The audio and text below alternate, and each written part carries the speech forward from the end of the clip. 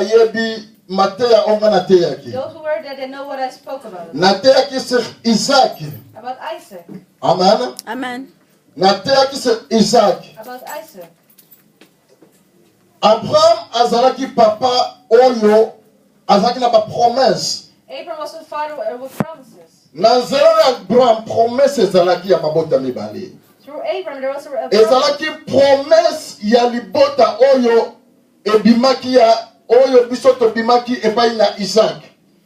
It was a promise for the family of Isaac. Ezalaki promesse mususu eyaki na libota oyo ya Ismael. And also the descendants Yango maikambo oyo biso teyamaki na mateya na ngai oyo na utaki oteya. This is what we spoke about it last time. Nzambe aza nzambe. God is God. Na nzela na mutu moko Through one person. abimisi mabota mibale. Two descendants. Libota oyo babengi ya Isaac The descendants of Isaac. esika biso tobimela Where we came from. na libota oyo ya Ismael. And those of Ishmael. Mais eloko na kokamwa verset oyo ntango natangaka ngo mingi When I read this verse, namona eke Nzambe aza kaka Nzambe. I'll see that God is God. Bango mibale a promettre bango que vous serez bénis. He promised them both that they would be blessed. Hallelujah. Amen. A promettre bango que boko pambolama. He promised them that they would be blessed. A pamboli libota Isaac. The descendants of A Isaac pamboli pe libota Ismaël. and also of Ishmael. Que ce soit douleur, souffrance. The pain, suffering. Oyo Ismaël lekaki na yango. Ishmael went Nakobima na ndako oyo ezalaki ndako ya elaka. with leaving the house. Atiki biloko nyonso tu. He abandoned Akela it. souffrance. He went with Menzoka lipamboli elandaki ye. but a blessing chased it, followed him. Hallelujah.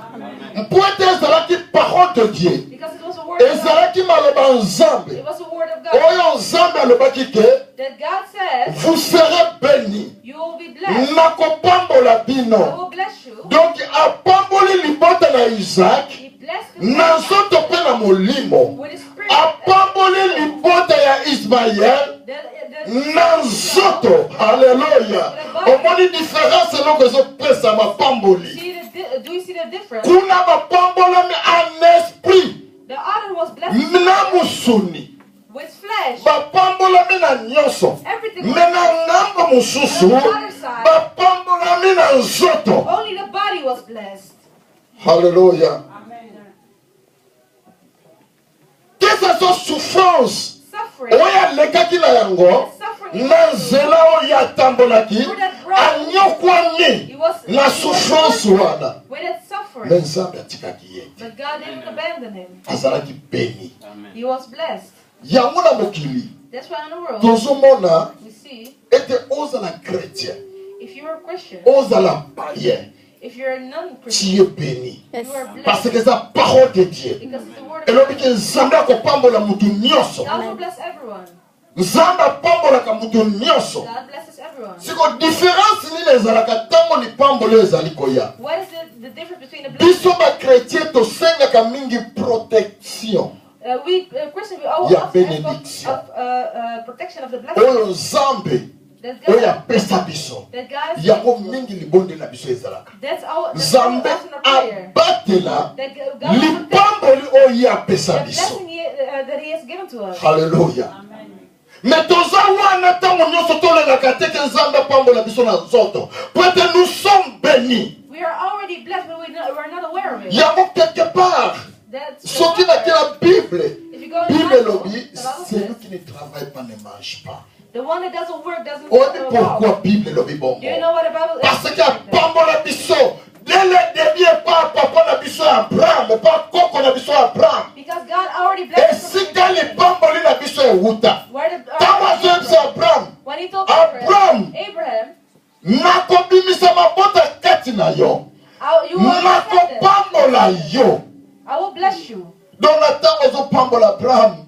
Apamboli mabota na yo soso manazela na ye.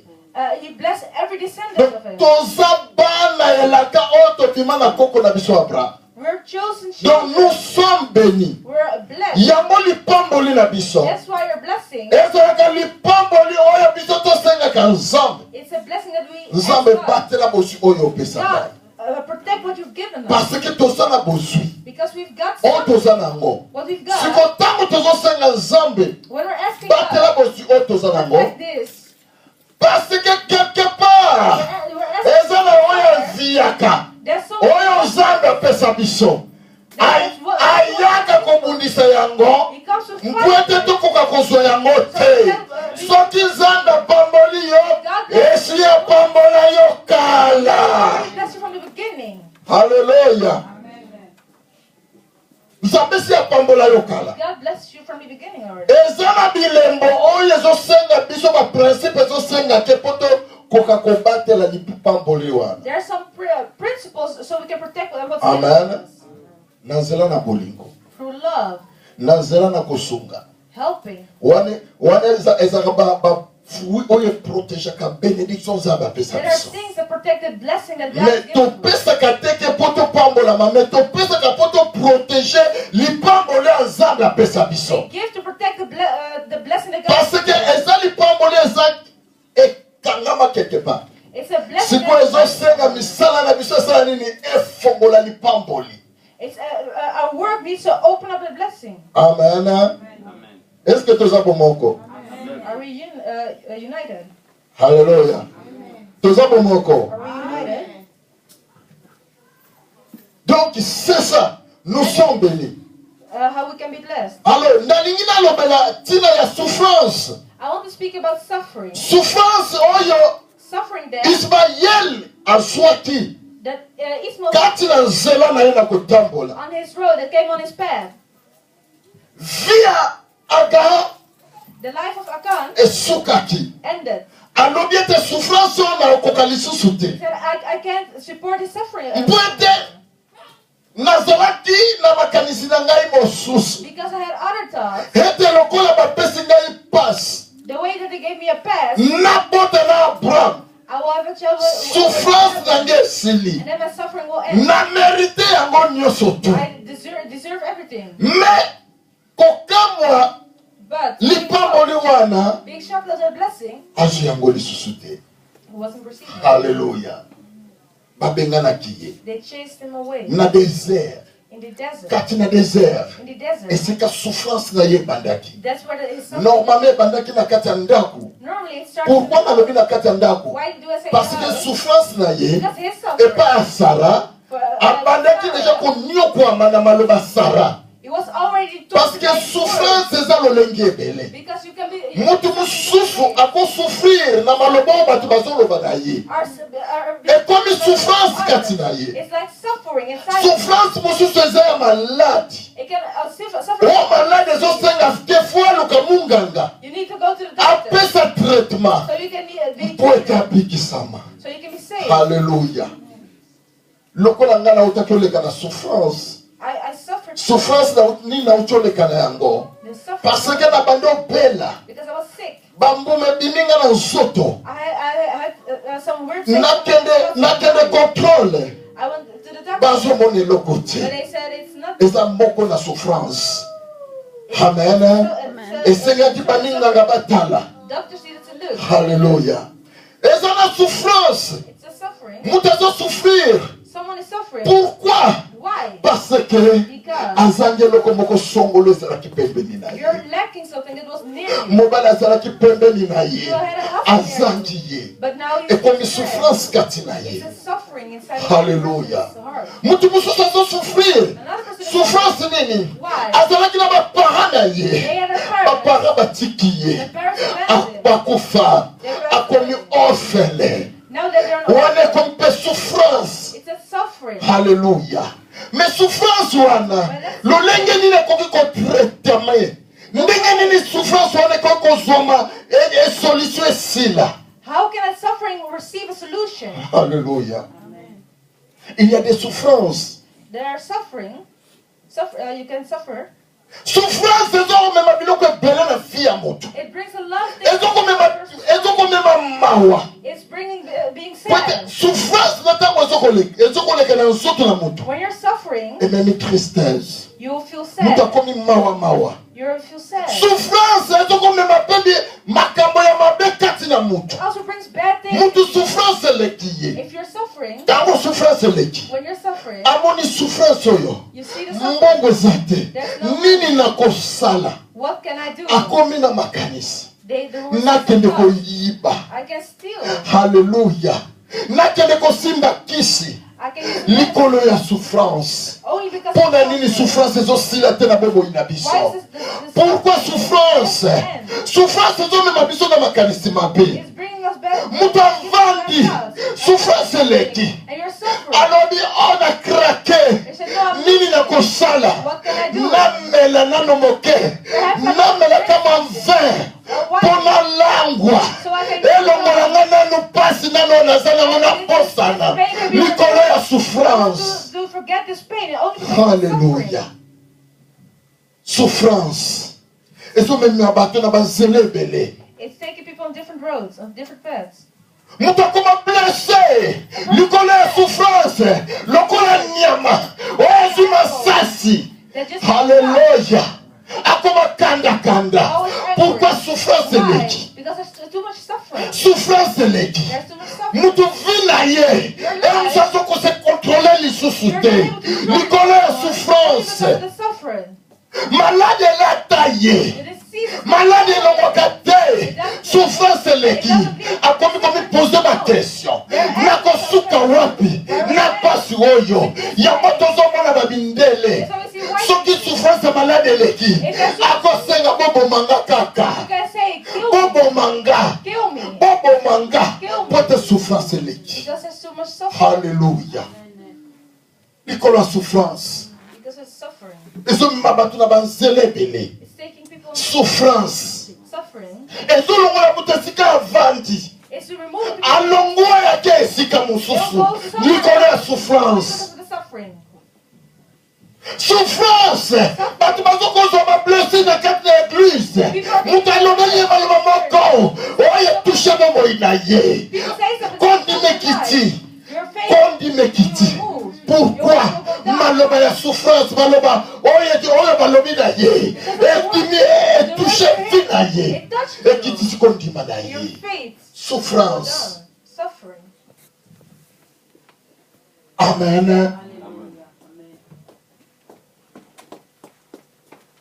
Dans la douleur, ouais, vandaka, na mutu oyo akufa ya maboti. That sits in someone. Akoma mutu amawa, akoma na souffrance. Pour ete baboti bakenda, baboti bakenda, azolela mutu moi. Nada kopamole pisoli na miso. Nada kolongola ye souffrance wana. Baboti bakenda. That's Hallelujah. already gone. Mena koyebisa yo. I'm Bible telling lobi. you, the Bible says Nzambe na likolo. Aza solution na basouffrance na the yo. solution for your suffering. Esika mayele na yesuki. Where yours, Ya Nzambe that is na. ends is where the Hallelujah. God starts. Agasuki. Agasuki. And then he ended. Mayele suki ye. His intelligence Maya azalaki nango ended. esili. It's water. Maya azalaki nango esili. Mayele agesuki. Alobi souffrance oyo. Nangi namona liwa ya mwana na ngai I te. don't want to see the death of my child. Amen. Est-ce que tukokotanga verset? Can we read the Tukotanga Bible. Can we read the Bible? Tukotanga na Genèse 21. Genesis 21, 15.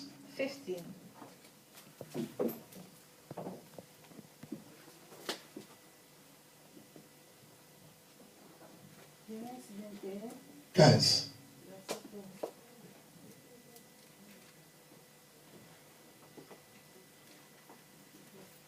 Quinze. Quand l'eau de fille épuisée, elle laissa l'enfant sous un des arbrisseaux Oui. Continue, maman. et alla s'asseoir vis-à-vis à une portée d'arbre, Amen. car elle disait que je ne vois pas mourir mon enfant. Amen. Elle s'assit donc vis-à-vis de lui, éleva la voix et pleura. Alléluia. Dieu attendit la voix de l'enfant, et l'ange de Dieu appela du ciel Agar et lui dit, qu'as-tu, Agar? Ne crains point, car Dieu a attendu la voix de l'enfant dans le lieu où il est. 18. Lève-toi, prends l'enfant, Saisis-les dans ta main, car je ferai de lui une grande nation. 19. Amen. Yoka souffrance yaka. Listen to the sufferings of Aka others. souffrance eleki. The suffering of Alors non souffrance eleki. Nakusala nini? Maye sili. Oh nakusala nini zambe nanga. Aga lobi no. others said no. Pona mona liwe mwana nanga. To see the death of Nakokokate. my child. I can't. Nakokokate. Komona liwe mwana nanga. See the death of my child. Esengeli. Il faut natika mwana wewe quelque part. I need to Nakende nanu. Parce que la ligne consenti. Esika mwana nanga kokata mutema. I don't want to feel this moment. Mikolo ya souffrance. The suffering. Souffrance. Suffering. Et c'est le komoko même kamatu. Ce qu'on a la contrôle la souffrance. Et même yo mabe. Au cause la moise libala. Ce qui n'a pas libala. Souffrance c'est le qui. Souffrance c'est le qui. Au koyo kamobala moi ça comme ça la kindumba. You are here that you're Mikolo ya souffrance. because of the suffering. Hallelujah. Amen. Toloba kanda kusokola la kangote.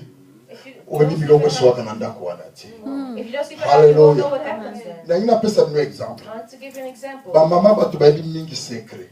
A lot of Omoni mothers, suka ba mama. the hair of mothers, Balataka biloko babenga ba plante. they put on weave. Amen. Amen. Siko plante wane bomba ba secret belé na mutu wa mama.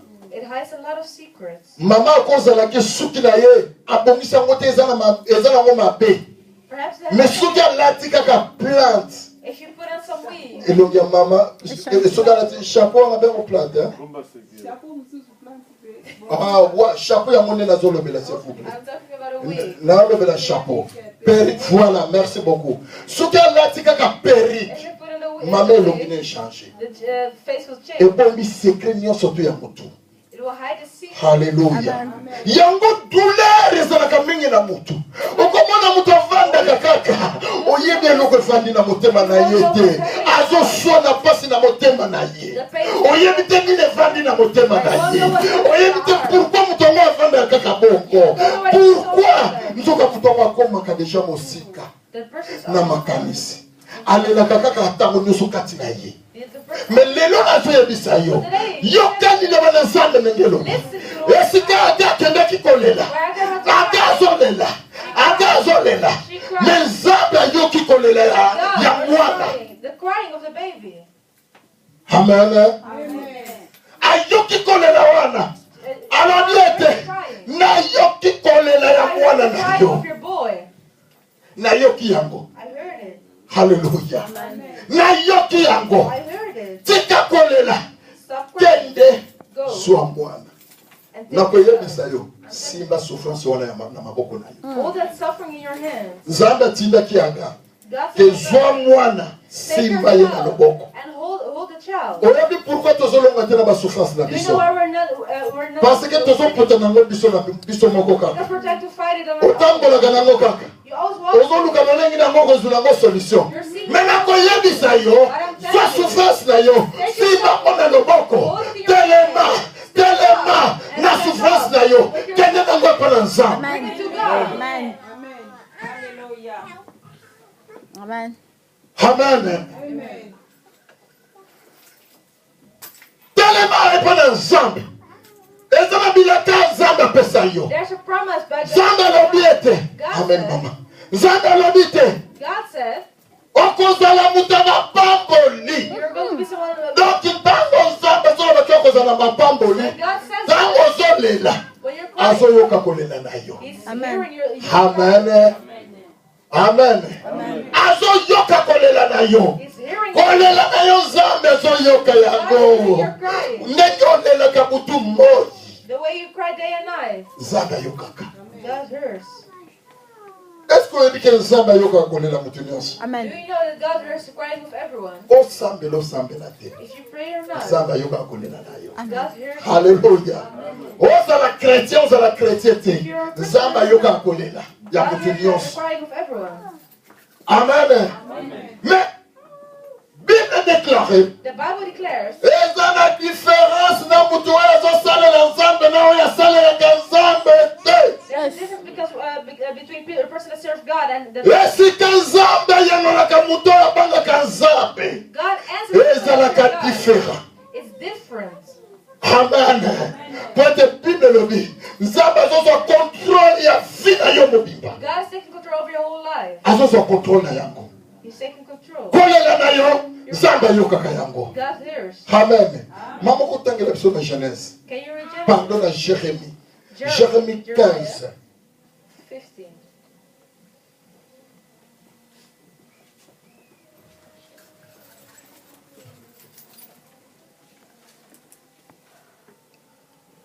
15. C'est la maman, pardon.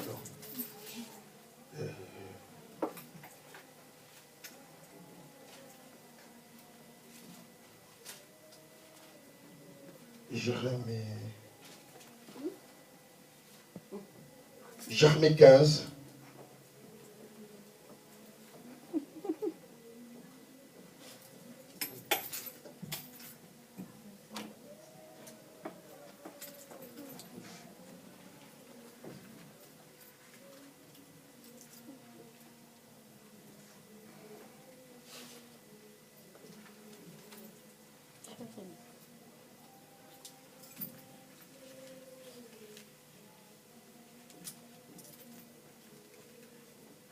Amen. Amen.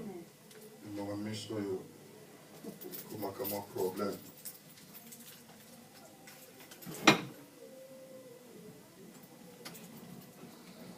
Jérémie 15, 18. Jeremiah 15, 18. Amen. Pourquoi ma souffrance est-elle continuelle? Amen. Pourquoi ma plaie est-elle douloureuse? Et ne veut-il pas se guérir? Serait-il pour moi comme une source de trompeuse, comme une eau, donc on n'est pas sûr.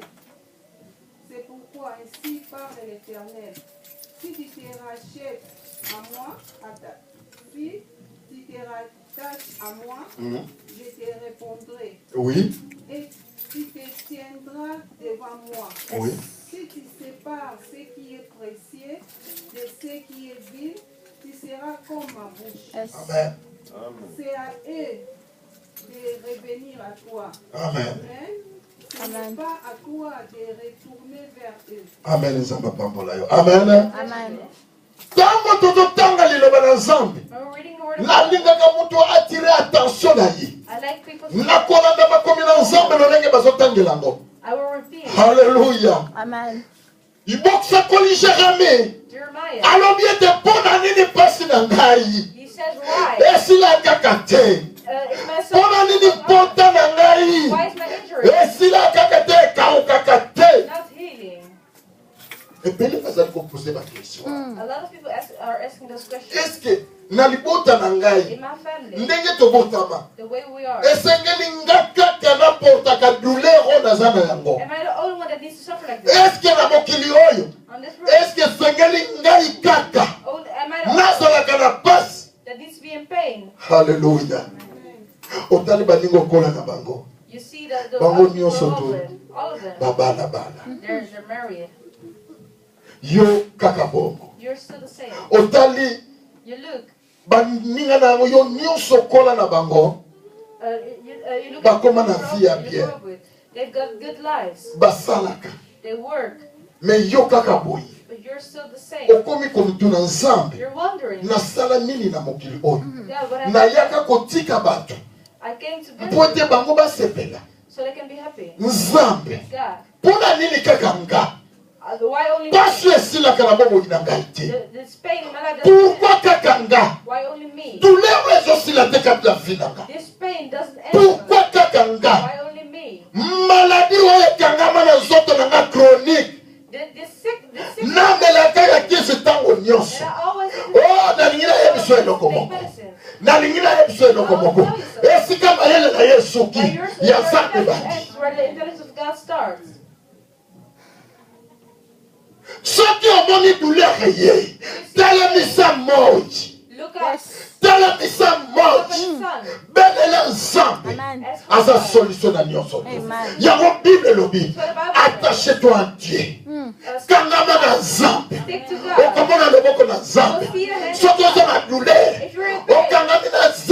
nzambe na yo mpe akotika yo te. God won't abandon you. Amen. Amen. Amen. Parce que tozo souffrir mingi, tozo sa solution te. We're suffering a lot. Pourquoi There's no douleur na yo passe na yango na yo? Your pain. On est là comme kaka yo moko. You all scribe. Est-ce que si on soit temps peut partager passe na yo na nzambe? Have you ever shared your pain with the Lord? Est-ce qu'on soit temps déjà on partager douleur na yo na nzambe? Have you shared your pain with the Lord? Oyebi ba douleur ebele zo tabiso na ba entourage. A lot of pain is coming for Papa sebele tozo sebele pe zo na ba entourage. a lot of Alors faut qu'on tala nani oyo kozala na ye. you need to do Nani oyo kovanda na ye. Nani ozo le poko pa na yo. who's your Hallelujah. who can be your good friends. Soki le boko ezo kumemona kufa. If someone's bringing you to Kata death, yako. you need to cut it off. Amen. Soki olandi Bible. If you follow the Oyebi Bible, pourquoi read the Bible. Bible ezotinda biso? Do you know why the Bible tells us to? Bible lobi The Bible says ekozala malamu.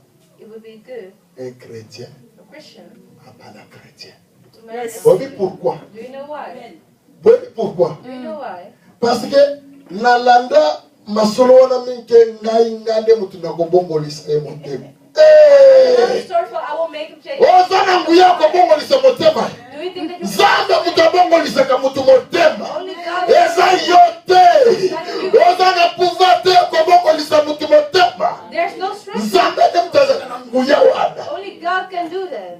Il faut kozala na vision ya Nzambe. You need the Hallelujah. vision of God. Oyebi pourquoi? Parce que Do you know why? okozala na yo bien. Because you can be good, Mais diable akotindela yo mutu moko pembeni. but the devil Moya is kobakisa douleur kati na yo. to add pain Atie yo mpe na baproblème. and put you in Ntango problems. nyonso tu otambolaka na baproblème. Or you will always Nakoyebisa yo oyebi ntango moto angamema yo na nzela mabe. but the people Makambo wana ekoya koyela yo ekozala ya mabe te ekozala ya malamu. the things he will bring to you it won't be Yo komona ngo eza malamu mpo na nga parce que eza bien azobénéficie. Mais nzoka motu wana azokotisa na libulu. but the person Akotisa na libulu po ete okoma moto na pasi. so you Olela kaka motu moyi. that you will cry to Ekomema yo mpe fa meme okomokima bato. you can even start Hallelujah. Okomi kokima bato. you will run away from Pourquoi? why? Parce qu'amemi yo place moko ya mabe. Because they brought you Okomi mutu ya kolelalela badouleur ekomi na motema na yo. the pain in your heart. Mpasi elati yo na nzoto. The pain you will be fulfilled with pain. Yango nani oyo okose konfie na ye? Who can you trust? Nani eza pembeni na yo? Who's near you? Nani avandi pembeni na yo? Who's sitting next to you? Hallelujah. Na arme In the army, eza leloko moko boye baitilisaka. there's something they use. Soki moto aza mosika If someone is far, omona ye bien bien. for him to see him, Amen. Amen. Mashima you use certain type of ozotala ye na mosika. you will Ozobenda ye. Ah, asimbi nini? Ah, asimbi bunduki momaka and bunduki then nini you will see wasika. what the person is holding. Pourquoi? Parce que olati yango. Because you're using the Ozobenda ye. glasses. Pozwa ye bien. Okoyeba siko lolenge nango na kutakele ye. You know Esengeli tolata mashimeli ya molimo. we need to use Ya koyeba nani wana aza pembeni na yo. Nani azoya pembeni na yo. Hallelujah. Bao nyonso bayaka pembeni na yo. Baza ya yo te. they're not yours. Yes. Amen. Baza ya yo te. They're not yours. Yo ke olobi etatuka nga naza populaire. Balingaka ngai. Babetaka nga mingi. They call me. Hallelujah. Bazo lukelo douleur. They will Pole na kaka butu say moyo. you will cry day Tala and vi night. na yo. Look at your Tala life. batu boti baya pembeni na yo. Makambo nini balukelo na vi. What they Yes. what for someone Enfin. Talikile siko vandi. look at what you're sitting. Nani otia pembeni na bafer na yo. Yes. Who's blocking your business? Makambo nini balukelo na vi. What are they trying to do in your life? Tozo ligato français. Tozo français te. Tozo songa kaka sima. Pourquoi? Why? Batu wote otiaki pembeni na It's biso. because of the people that are near us. Batu wote otiaki pembeni na People biso. that are near us. Amen. Batu totiaki pembeni na biso. Vwana bambuma wana ekomi kokota na babala batu. Bakomi kena kotia songi. They're gossiping. Tongo topo. Oh! Hallelujah.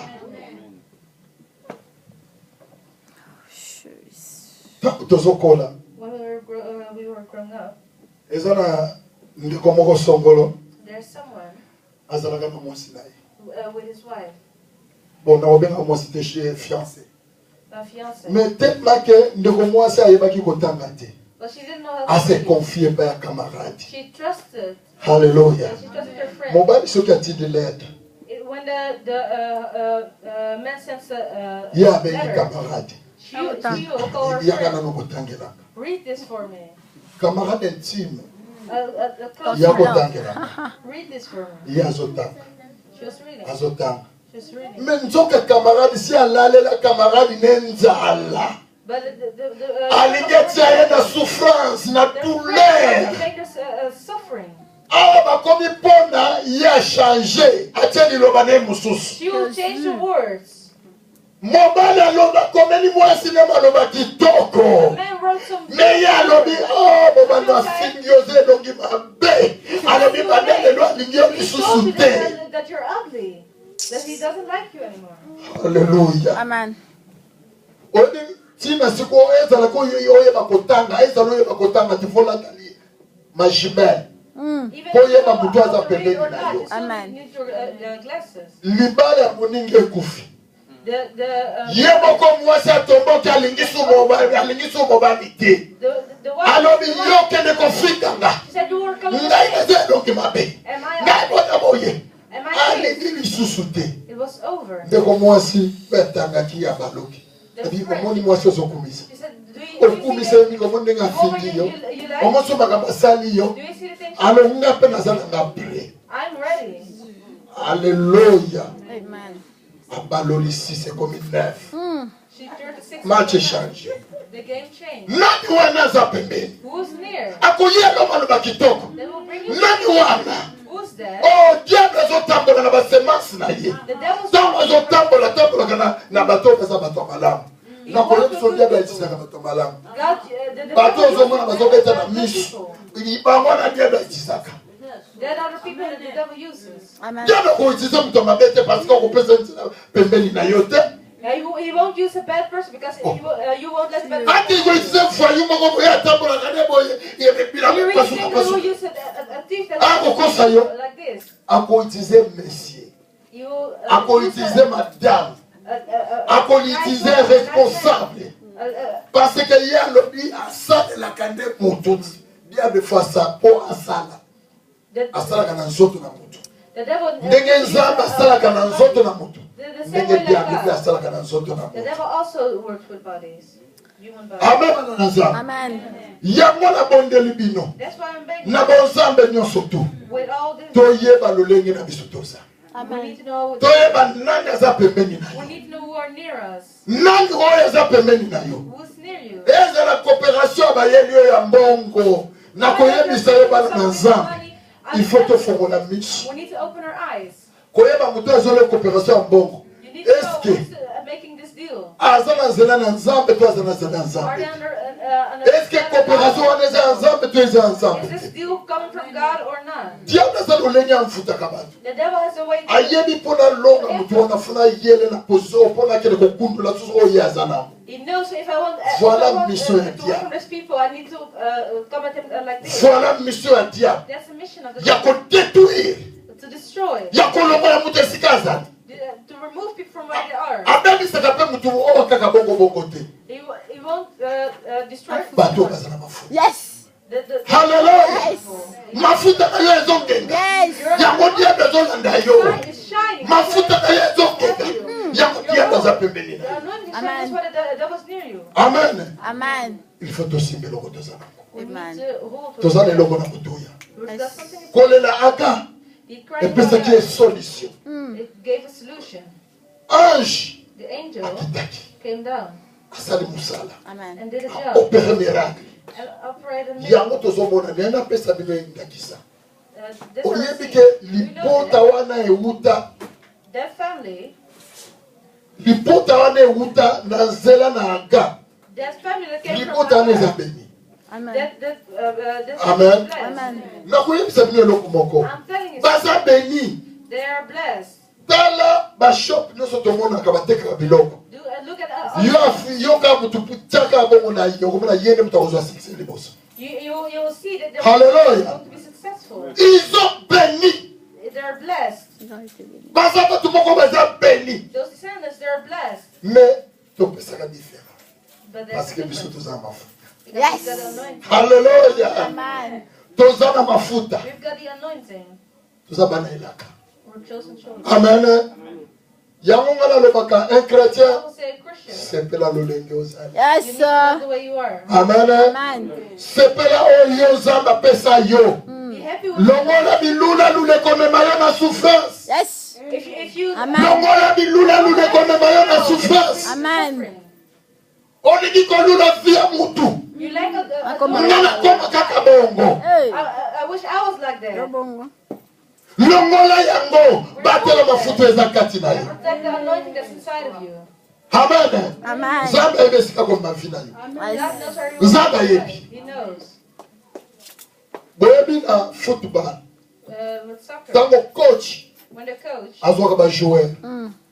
takes the players, Eza tike ba joueur azalaka na ngako bandetaka bana. it's not only those who. Hallelujah. Amen. Ba reserve pe bazali. There are also people in the back. Ba reserve bazali. In the Mais oyebi Do you know? na koyebisa yo za reserve ya coach. You are also the Oza reserve ya coach. you're the reserve of the coach. Tomonaka ntango bale betamaka. When the game is Omona mutu moko avandi na ye kaka. there's someone just sitting. Avandi na ye kaka. Etikali 5 minutes. Bakotisiye. Omona kutuka 2 minutes. Bakotisi ye. Yes. A changé match. That person was Alléluia. Amen. Match est changé. the game has changed. Pourquoi comme négliger? Why Vraiment. would you Yo kaonga batiaka nga kate. Oh no, never Nana yebisi yo. Soki mukatie yo kate nzambe atiaka yo kate. Alléluia.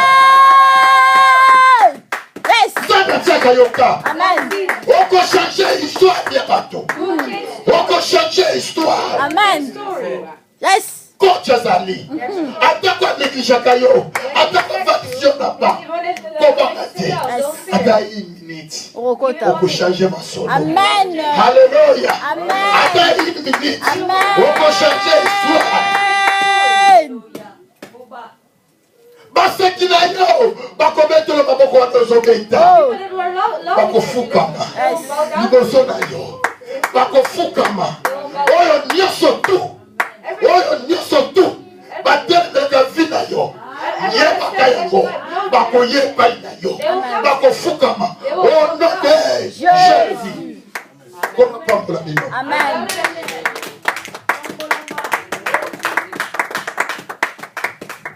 Très profond.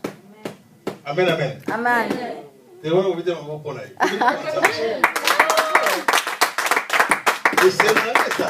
my joy is Noma basali na nzambe baoteya. when I see servants of God preaching, Pe mate baoteya, what they're preaching, ozosimba mitema na that's biso. touching our hearts. Ça veut dire nzambe azoloba. That means God is speaking. Siko po comprendre que nzambe azoloba, To understand that God is okomaki speaking, makambo mutu azoloba, you understand Exactly. what the Ozomaki people nzambe are mutu saying. azoloba. Yes. You'll see that God is E speaking makambo in mutu it. azoloba, What they're saying, eza makambo esimba mitema bato. it strikes our heart. Nzambe aza na biso. God is with us. Tose dispose mpe na nzambe. We need Amen. to make ourselves available to God. Nzambe apambola moteyi, May God bless the parce que preacher. makambo eza très important. Because what he Amen. said is very Mais important. naobakisa kaka likolo ya maloba wana, I'm adding something. souffrance nyonso na vie ya motu Every suffering in someone's life, eza na cause na ngo. there's Yes. a reason. Eloko fo toyeba, We need to know. souffrance nyonso na vie na yo, Every suffering in your life, souffrance nyonso na vie na nga, in my life, eza na cause na ngo. it has got its reason. Siko mutu nyonso na vie na ye Everyone in their life oyo azosouffrir, that are fo suffering, alinga ayeba cause ya souffrance na ye. we need Amen. to know the reason of the suffering. Des fois so tomoni souffrance na vie, Often when we see suffering in life, kolelaka we lelaka, cry and cry and mais cry. kolela kochange le But mote crying doesn't change fo anything. oluka oyeba cause We need nini, to see so we can know po the eza ya reason souffrance ya vie na nga, of the suffering in your cause life. nini, What's the eza ya reason souffrance ya vie na yo. that you're suffering? Or bacause ekozala, There can be reasons. ekozala yo moko, It can Amen. be yourself. okozala cause La You souffrance. can, La souffrance à vie na yo. there can be, you can be your own reason of the suffering. Et cause à la vie ba parents na yo. It can be your parents. À cause de la cause à souffrance à That vie na yo. they're the reason of your suffering. Et cause à la vie zamba permettre souffrance moko pour amener mon bisika ni okoma. It Amen. can also be that God is okay with suffering, so He can Ba bring tu no it. sur la case de la Bible. Everyone in the Bible, Oto lobelaka they will Allez, speak Kalango. about pour les ba koma likolo. for to be where they're not, where Makambo ba they're not, monaka. the things they To went souffrance through, ba monaka. the suffering they went Ne through. etina mo ba luka nzambe. It sent them to seek for Ne ba God. luka nzambe. With Ba seeking koma for bisika God, nzambe linga ba koma. they arrived at their destiny. Folinga oyeba. You need to want to know Souffrance on vivre. the suffering I'm Et où tu feeling. vois? Where is it coming from? Amen. Bile bi boye. The Bible says Ba papa bele po mangai. the fathers ate an apple, Bana weki minu ngai. but the children felt the pain. Agé chapitre 2 verset 28 sur la constaté. Ou 18. Verse 22. Ba tu bale po man Agé 2 verset 18. 2 verse 18. Ba para bale po mangai. The parents ate an apple, Bana weki minu ngai. but the children felt the Donc pain cause à souffrance mususu. because of this, Et cause de la cause à la parole na biso. the reason of the suffering. Le That quoi was to from ça the ba parents. descendre na bango. Because we're the descendants. Seulement ba payer qui cause ba te. If they didn't pay the price, Biso to ko payer. they're the one that are going to pay the price. Ce que faut na koyeba. You need to want Cause to à know souffrance na yo. what's the reason. Et où tu vois? Where is it coming from? Soki yo moko If you, lingo changer. if it's yourself, you need to change yourself. Soki pe ba parent na If it's yo. your parents, Lingo okuka biloko you wana. need to break it down. Soki pe nzamba permettre ngo. If it's come from God, Zonga na voix nzambe. return to the Nzamba kingdom mema of bisika God, linga mema yo. so that God can take you where He wants you to be. Oyibi lettre la Moïse. Today we speak about Moses, Ebi souffrance à Moïse. the suffering of Moses. Yambati na ngomba. He went up the hill. Mais bana Israël. But the children of Israel, Bazolia bazomela. they're eating and drinking. Oh souffrance wana. That suffering Oya mona. that he felt, Tolobela ngote. we don't speak Leto about it. bake mutu azaki na komikisa. Koleka batu nyos. We only said that he was someone that was Po humble. komo he komagra. For his name to be so big, Fallait à vivre souffrance. he needed to go through Ebi suffering. souffrance aux vivre bien aimé. The suffering you're feeling, Kote ka nzambe te. don't abandon God. Mais ko kasate ke nzambe azomona o te. Don't think that God isn't seeing you. Obika ozolela. When you're crying, Atala kati ya chambre. even in the room, Atala kati ya salon. even in the Atala kati ya douche. even in the Atala biso ozolamba ozolela. Bibi ke in the bed, nzambe asondaka mitema mpe bare. God used hearts and kidneys. Donc bisika ozolela. Wherever you're Ko crying, kasate ke nzambe amona o te. don't think that God isn't Nzambe seeing you. azomona yo. God is seeing you. Mais ça ata moko. But that's one moment Kolela na yo. you're crying Ebongo leseni. will change in joy. Ebi to mutalelaka. When a person cries, To mutasufuru.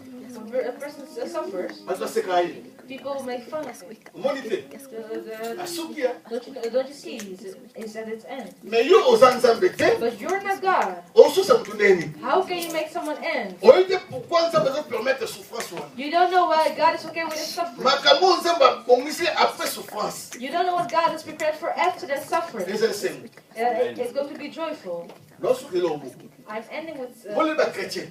the Christians Na mokili oyo. on this world. Tosufuru. We're suffering. Et pourquoi? Do you know why? Parce que mokili oyo. This world, Moto azokendeza satan. the one that's reigning is the devil. Mais toza na lola. But we're in the Oh, heaven. nzambe It's not a akusa heaven kwa that God has prepared for us. Donc après souffrance oyo. After this suffering, Ntango l'église eza enlevée. when the church will be lifted C'est la up, souffrance ozali. what will happen with the suffering? Après souffrance ozali. What will happen after the suffering? Esengo. Yango eza Joy. très important bien aimé. That's why this is so Kodika important. nzambe te. Don't abandon La God. souffrance ozomona. Because of the suffering you're going through. Esengo ezozala biso. There's joy. Eza libela libela. The joy that is coming Et na is souffrance forever and nyonso. ever. And whatever Et na vie suffering ya mutu. in someone's life, Mutu moko te na mokili oyo no one on this world akopesa solution. can give you a solution. Le seul mutu akopesa The solution only one that can give you a eza solution nzambe. is God. Nakolela na yo. But you're crying. Kolela pa bato te. Don't Lela cry kwanza. to cry to the Lord. Na okomprendre makambo ebele. I understand a lot. Tolelaka bapasi ya biso. We cry Mais because of tobondelaka pain. te mpona bapasi ya But we biso. don't pray for our pain. eloko ekosalaka epasi elongwa What can the thing that can remove na vie ya pain mutu in someone's life ezaka libondeli is only prayer.